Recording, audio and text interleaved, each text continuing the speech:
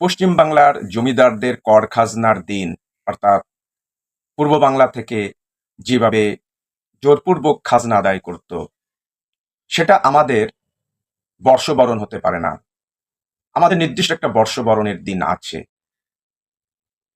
গতকালকে ভারতের high commission প্রণয় ভার্মা ঢাকা বিশ্ববিদ্যালয় সফর করেছেন, তাকে স্বাগত জানানো হয়েছে।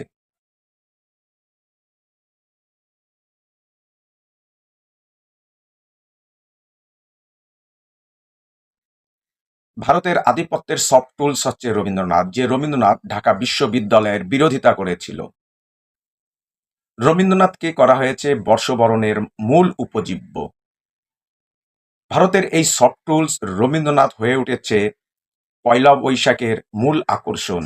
বাঙালি সংস্কৃতির, সাহিত্যের মূল ধারক বাহক হিসাবে বাংলাদেশের উপর চাপিয়ে দেওয়া হচ্ছে। রবীন্দ্রনাথ মূলত ভারতের সম্পদ, বাংলাদেশের নয়। আমাদের পয়লা বৈশাখ আমাদের মতো করে পালন করব, সেটাই আমরা সামনে আনব। সাংস্কৃতিক আগ্রাসন সামরিক আগ্রাসনের থেকে ভয়াবহ। সবাইকে অসংখ্য ধন্যবাদ। আমাদের YouTube channel counter image subscribe করে আমাদের পাশে থাকুন। আসসালামু আলাইকুম।